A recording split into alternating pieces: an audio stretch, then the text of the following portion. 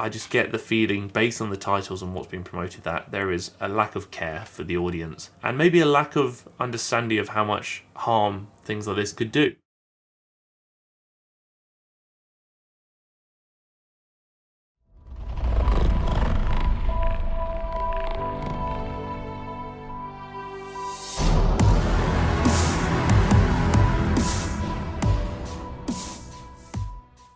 Before we start with the video, I very quickly have to say thank you. I'm sure you're going to see a YouTube community post in the coming days about this, and I will be doing something for the video in the next coming weeks. On Monday, just after I released the video, we reached 50,000 subscribers, and I genuinely can't thank you enough. Honestly, I sound like a broken record, but you will never understand how much I appreciate this. And I think it'll kind of be obvious from my videos, even from the start of last year to now, the big difference in the approach, how I am presenting them, and also just my general happiness throughout those videos. I mean, beforehand, I felt like I was just creating content for no real purpose because I felt like it wasn't doing anything or going anywhere. And obviously, I create content because I enjoy it, but I also create content because I want people to see it and hopefully benefit from it. And then when TFNL started picking up and things started growing again, suddenly I was like, oh, I'm creating content I enjoy and people are saying that it's helping them. Fantastic, tick tick. And seeing the TFNL family grow to this extent is just unbelievable, and I genuinely didn't think I would ever get this far, but now I'm really excited to see how far it can go. Whenever I mention the YouTube channel, the one thing I always go to is how positive the community is. And I know there'll obviously be people who don't agree with what I'm saying, which is absolutely fine. And I know there'll be some people that don't like who I am and how I approach things, which again is absolutely fine. I'm extremely proud of how positive this community is, and I'm extremely honoured to be trusted by so many of you. Rest assured, I shan't ever do anything to break that trust. I will always try and promote a positive and beneficial message surrounding the content I'm viewing,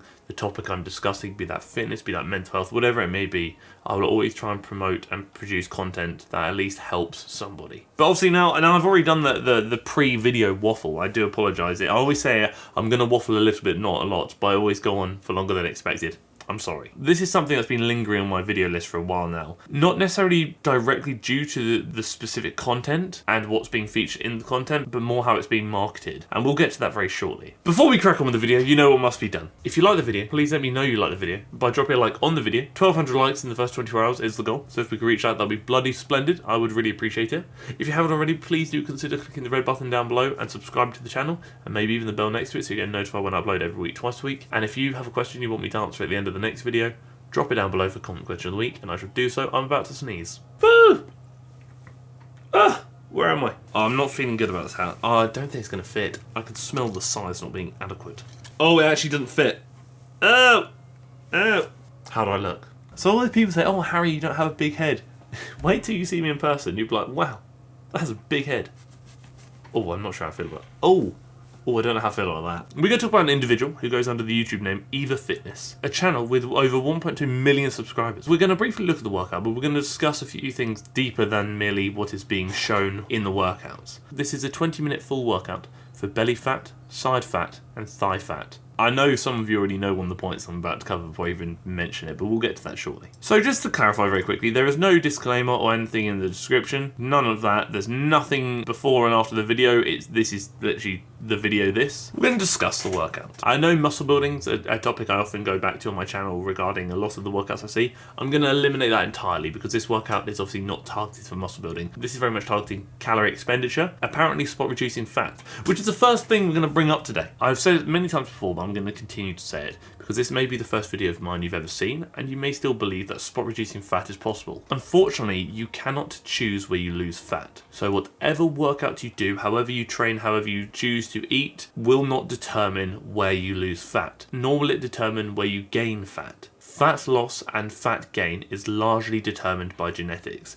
Again, this does not apply to everybody. A common rule of thumb is the first place you gain fat is often the last place that you lose it. You can do workouts like this, but it will not target your belly fat, your side fat, or your thigh fat. What it will do is just promote calorie expenditure, so you burn more calories, which can then help you go into a calorie deficit, which means you are eating less calories than you are burning. So there's obviously a deficit. When you are in a deficit, fat loss is then promoted, which results in you hopefully over time losing fat. Again, where you're losing that fat is very much dependent on genetics. It will come off other places eventually, but it may just come off certain places sooner. There are many ways you can get into a calorie deficit.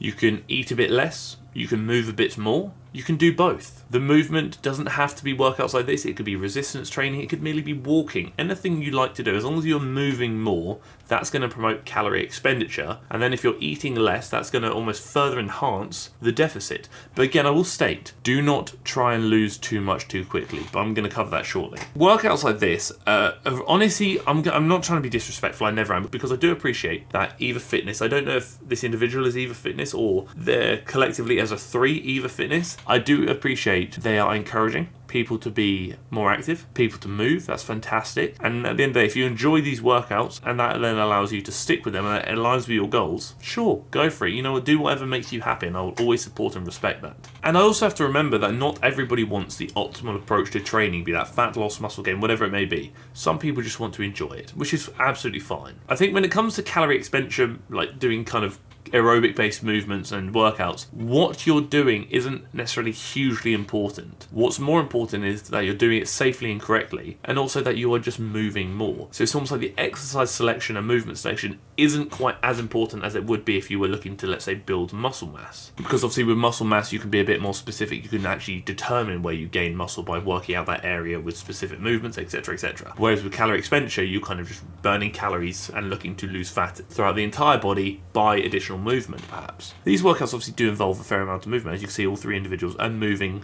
a fair bit. But the movement probably isn't actually as drastic as you might think. Some of the movements are actually quite small. There's not a mass amount of movement occurring here, which then again is going to limit calorie expenditure. So I think realistic expectations need to be covered here. How many calories you realistically expect to, first of all, burn in 20 minutes? Probably not as many as you might think. And also, how many calories do you expect to burn doing a workout like this where it's not hugely strenuous? But if you are kind of in the beginner stages of fitness and aerobic training, this might be something you would feel comfortable starting with. Very small movements here, and not a lot of expenditure will be occurring through smaller movements. This is lose 3 to 5 kg in 30 days. Aerobic dance workout every day for the best body shape. So I have a bit of an issue with this, because ultimately losing 3 to 5 kilos in 30 days is quite a lot of weight. This very much depends on your start point, what kind of where you're beginning your fitness journey. I've personally observed that in a lot of cases, those I've kind of been surrounded by, when they've gone through quite an aggressive deficit period and they've lost the weight quite quickly, they've often gained that weight back quite quickly, because to then promote such an aggressive deficit, they've had to restrict themselves to such a degree, it can almost further promote binging behaviours, which then result in them over-consuming again, thus leading to weight gain. It's kind of what I always say to people is like, what is the rush? I know oftentimes you might have a holiday you want to look forward to and you want to lose a certain amount of weight by then, whatever it may be. But for a lot of people, when you kind of ask the question of when do you want to lose this by, they say, I want to lose it by this date. You say, why? I don't know, I just want to. You don't need to rush. I'd rather take the slow and consistent route that allows me to reach my goal in the most enjoyable manner possible, that also allows me to eat the foods I like, train the way I want to train, and just enjoy the process without hindering my social life and my mental health to get there. And that's one of the issues I have with these clickbait titles, is that they promote a lot of, first of all, unhealthy expectations and also unrealistic expectations. And inevitably, when individuals don't lose, let's say 5 kilos in 30 days, I think it's all too common for them to blame themselves. They might find themselves questioning, like, what did I do wrong? Is my body the problem? Did I not work hard enough? Did I not do enough? Am I different? But the reality is, there's a lot of weight to lose in quite a short period of time. And doing workouts that don't actually involve mass amounts of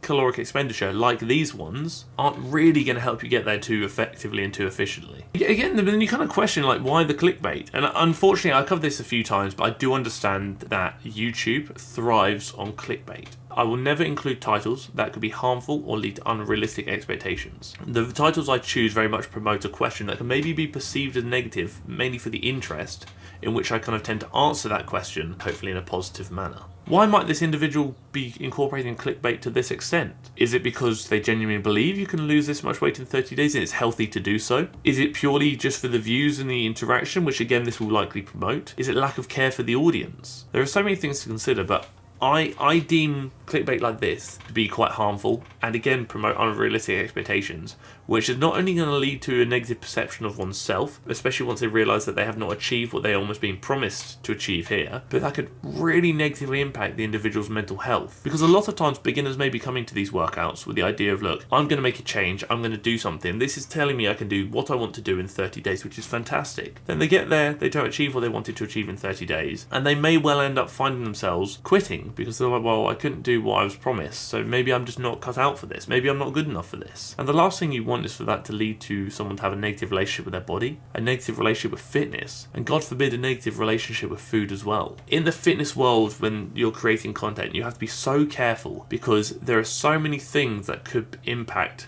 your audience here. You need to consider more than just your audience's fitness levels. You need to consider their self-perceptions, you need to consider their mental health, and you need to consider their happiness. Because fitness is a fantastic way to enhance one's life. But ultimately, when you're being promised that in 7 days you're going to lose belly fat, arm fat, and get slim thighs, is that going to enhance one's life when they don't achieve what they're being told they're going to achieve? And that's why I kind of always preach, at the end of the day, fitness is about enhancing your life, not hindering it. So if your fitness journey is actively taking away from you having a healthy social life, which is negatively impacting your happiness, something needs to change. If your fitness journey is encouraging you to think negatively about yourself, i.e. you're not good enough, you don't look as good as this person, you're not as slim as this person, you're not as strong as this person, something needs to change. If the content you're consuming doesn't make you feel good about yourself, in fact makes you feel bad about yourself and your progress, something needs to change. Spend more time doing the things that you want to do for you.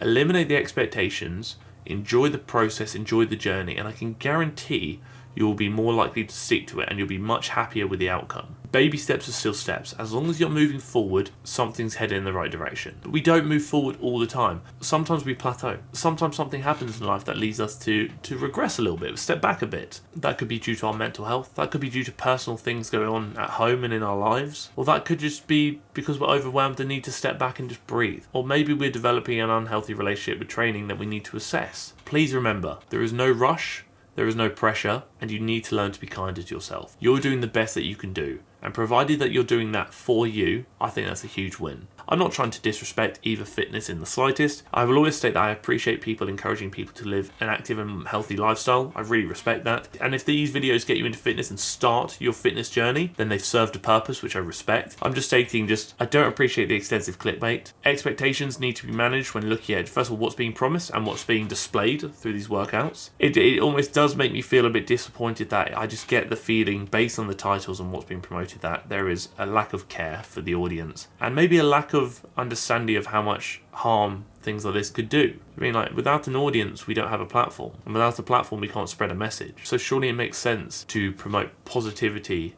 and try and benefit your audience as best as possible through that message that you want to promote. Without you, TFNL wouldn't exist. So why would I ever want to do anything that could negatively impact you? Like, we're a community. That's why I said at the start of the video, we've reached 50,000 subscribers. I didn't say I've reached 50,000. I said we've reached it. Because the whole point of TFNL is to be a community and a family. And when one of us accomplishes something, we all accomplish it. Like I said, it's the we, because we are a team. I just wanted to cover a few things regarding spot reduction of fat, calorie deficit, clickbait, unrealistic expectations, and the damage that could potentially do to those consuming this content. So if you've made it this far, thank you. But I will tell you one thing right now. This is killing me. You know when you see those people on Instagram doing those workouts with the bands wrapped around their legs to get a sick pump, so occlusion or blood flow restriction training? That's pretty much what I'm doing for my forehead right now. This is pale. I reckon here I've got a sick forehead pump right now because this is so tight you don't understand. I may not be the most knowledgeable individual on the YouTube platform. I may not be the strongest individual. I may not be the best looking. I may not be the fittest. But I am confident in stating that I have the most iconic fashion sense on the YouTube machine. But now that's the video, we're going to go on to comment question of the week. And this is something that's kind of popped up a few times and something I feel like I should probably answer, and you'll see why. You mentioned that goblet squats are not the best movement for quad development, and the reasoning made perfect sense. What would you recommend in its place if I'm working out at home with dumbbells? The goblet squat is not a bad movement whatsoever, absolutely not. And if you want to goblet squat, you certainly can. I think due to not being able to do things like the back squat perhaps, and machine-based quad movements, I think the goblet squat can certainly be worth implementing. But you could maybe try and tickle it in a certain way and maybe make it a bit more quad dominant, so you could maybe elevate the heels slightly on something if you can, to then increase knee flexion, so essentially how much the knee is bending and how far the knee is traveling, to then lengthen the quads a bit further, to then obviously work the quads a bit more. So that could definitely help. Another thing you could consider is altering the split squat, for example. So the split squat, obviously dumbbells in both hands, less things to consider regarding other areas external to the lower body that might fail first. Like with the goblet squat, your core might fail, your arms, your shoulders, etc. might fail first. And that's not so much an issue with the split squat. So get into a split squat position as you would normally, so rear foot elevated about 6 to 8 inches off the ground, but then elevate your front heel. I've spoken about this in a previous video. Put your front heel on an elevated surface. Again, similar to the goblet squat tip, this will encourage your knee to travel a bit further and to bend a bit more, so increase knee flexion, which then allows you to lengthen the quad a bit more. So basically it turns a split squat into a really great lower body movement, but one that places a bit more emphasis on the quads. I'm actually in the process of compiling some videos of like me doing movements at the gym, so then when I kind of explain and discuss things like that, I can put them on screen so you can actually see what it looks like, because I obviously understand that explaining it can only go so far, and it's much easier to understand if you could maybe hear me explain it whilst also seeing it. So yeah, that's something I'm working towards. Again, it will take a while because there's quite a lot of movements I need to go through. Hopefully over the next coming weeks and months you will start to see more and more videos of me demonstrating movements that I'm suggesting, and hopefully that can then better help you understand what I'm trying to encourage. But that is it. That is the video. If you like the video, please let me know you like the video by dropping a like on the video. 1,200 likes in the first 24 hours is the goal, so if we could reach that, that'd be bloody stupendous. If you haven't already, please do consider clicking the red button down below